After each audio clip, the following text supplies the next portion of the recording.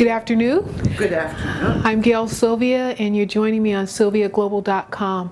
My guest today is Marjan Sax, founder of Mama Cash, and thank you so much for being here all the way from Amsterdam in the Netherlands, here in Los Angeles at the Women's Funding Network Summit. Marjan, thanks for being here. It's a pleasure. Talk to us about your family's conversation with money.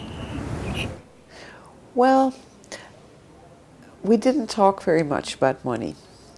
But one of the things that I was taught is that you should never take it for granted. My family, my parents were German Jews who fled from Germany before the war. And my father and they were, during the war, they were hidden in Amsterdam. And my father made his fortune after the war, and he was a merchant, I think you call him, in iron, in new iron and old iron scrap. And in the rebuilding of Europe, he made his money. And I think the one thing that they wanted to teach me is that I shouldn't take it for granted, and that there were also lots of people who did not have money, and that you should never think that you were better because there was money or because we were rather rich. And so I think I've been taught being humble about that. And were you surrounded by a humble setting or opulence? Yeah, no, fairly normal. Yeah, neither not humble, but also not normal middle class. And it was the 50s in the Netherlands was also not a very exciting time. So the Mad Men kind of setting of No, and I went to a normal school, and I know that I was very aware of that. Like my father had he traveled, so he had a big American car, a Pontiac, because he traveled a lot, and that was very special because nobody had a car like that, and I was quite embarrassed about that. And I know also that I said they were not allowed to pick me up from school with that car because I thought it was totally embarrassing to have that big black monster stand in front of the school. So I think that the not feeling comfortable with being in a different position is something that I've had from a very young age on. When you inherited the wealth, how did you react? What was the tendency? It was in the early 70s, and I was very active in the student movement and in the beginning women's movement, and in that time it was not very bon ton. It was not very good. How to say that? It was not appreciated to be in my circles to have money. And the capitalist, it was like anti-establishment and anti-capitalism. Yeah. That's also the student movement was very anti-capitalist, and the image was these men with black, how do you say that, high hats. Yeah. And those were the capitalists, and that was not really the kind of company I wanted to be in, and so I didn't dare to talk about it. I just didn't talk about it, and I tried to sort of also ignore it, and I was embarrassed about it. I think I didn't want to tell anybody that I'd inherited, and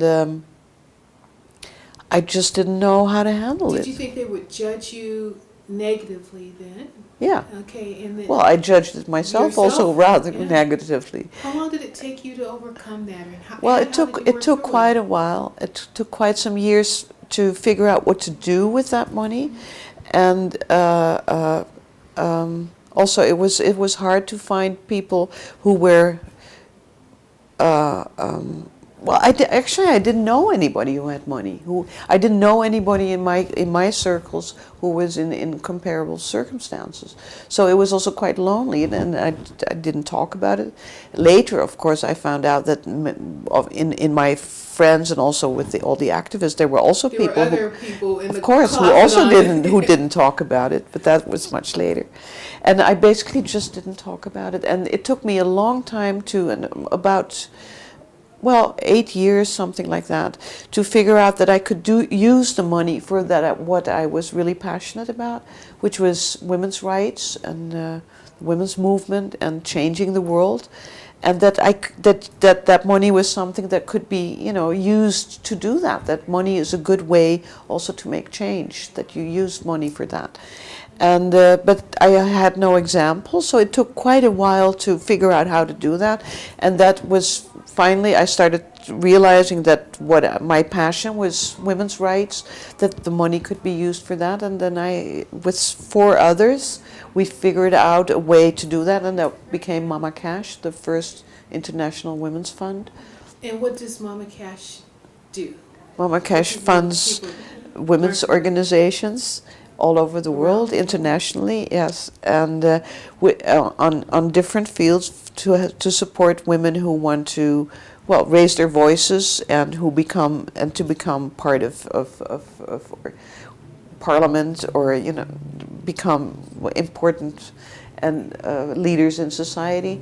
And Mama Cash supports women who work on economic independence, and so it's voice. It's I'm not very active anymore in Mama Cash, so I always have to think how to tell that well. And it supports very much women to be their own, be in control of their own body. And so it's called reproductive rights in our jargon that nobody understands.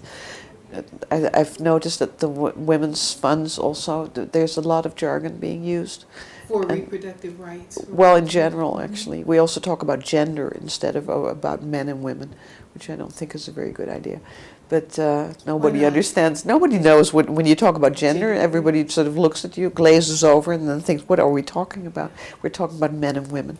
What about women of wealth at this stage and how it's viewed differently? And are you seeing a change with generations being able to be more prepared and responsible and mature and accepting of wealth that's inherited? Or are you finding that the same I think behavior?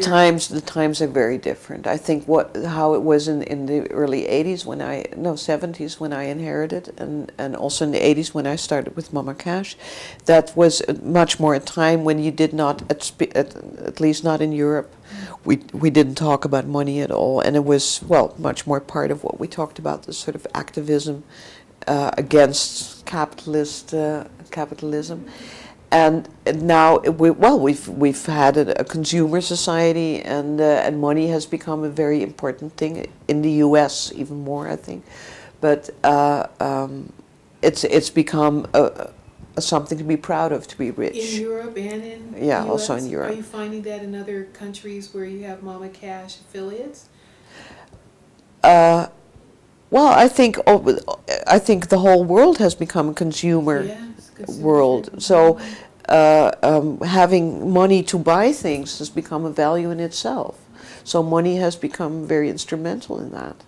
What role is Mama Cash playing with supporting other women of wealth and helping to guide them and provide them with a safe zone? Yeah. For Well, we've set up a network for women with inherited wealth, and already it exists already I think 25 years now, and women who feel slightly uncomfortable. I mean, it's not a real problem we're talking about, but who also, like I had that in the past, who didn't want to talk about it and dared to talk with their friends about the fact that they had money, and that also could be something that, gives you responsibility, and that's something also that you have to worry about and figure out how to handle it and do it well. Those kind of problems that, that women don't easily talk about, then that we do that in the groups that I've been setting up. It's called Daughters of Inheritance. And it's a network through Mama Cash. Our audience are women who qualify for this type of support. So go to mamacash.org. .nl. NL. Yeah. Okay, Netherlands. So mamacash.nl, Netherlands. Okay, yeah. And then they'll find daughters. Yeah, Erfdochters. Okay, yeah. There. Yeah.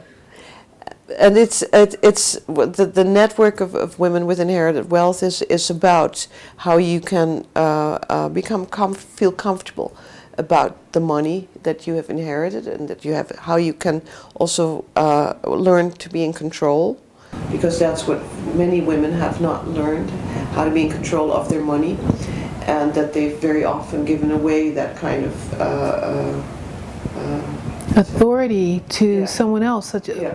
whether it's financial advisors or relatives or another a man, because they male- think male it's supposed to know. relatives Okay. usually. Yeah, and that's still happening, strangely enough. I thought with the younger generation that wouldn't be the case anymore, but that's still happening, and so it's about to make sure that women feel comfortable, and that they also feel that they're in control, that it's being looked after, that the bank or the advisors that they deal with, that they're happy with those, and if not, that they change, that they go to other advisors, other banks, and then as the next step, start doing something. The money should roll. The money should be used. And grow it, yeah. Yeah, Grow and it. of course you can't force anybody to do that, but at least to think together, like, what are the things you're interested in, and how would you, become an active philanthropist, and think about what you can do with that money, and how you can make a plan, be strategic about it.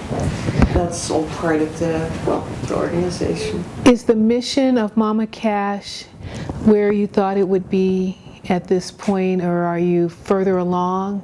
I'm very proud of Mama Cash, and I'm proud of it because we started it as a radical organization. We wanted it to be a fund that would fund, and that is funding, radical initiatives of women's groups internationally, and it does that still. And Mama Cash is within the different realms where she works. She supports also marginalized groups of women, and women who are in marginalized positions like lesbians, like domestic workers, for example, like sex workers, prostitutes, to work for their rights. So Mama Cash supports groups of sex workers' rights, and supports lesbian groups in the world for lesbian rights, and for human rights actually. And like with the domestic workers, to make sure that the domestic workers are about the most oppressed women in the world. Because they are within the household, and the household has no real organization. That it's an inward organization.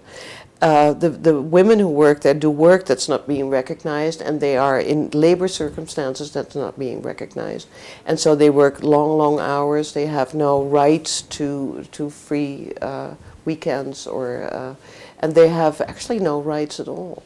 It's a totally unregulated part of the labor force. And a very large part of the population in every country. Yeah. This group is marginalized around the world. Yeah, basically when women have no money and no means, they have three choices. They can either be a domestic worker, or they can go to the market and sell oranges, or they become a sex worker. Yeah, those. How can viewers support Mama Cash and the work that you're doing? www.mamacasH.nl. Thank you, Marjan Sax, for joining me today on Sylvia It's a Global, pleasure. all the way from Amsterdam. It's beautiful to meet you. Congratulations, too, on all the wonderful work you're doing. Thank you. Thank you.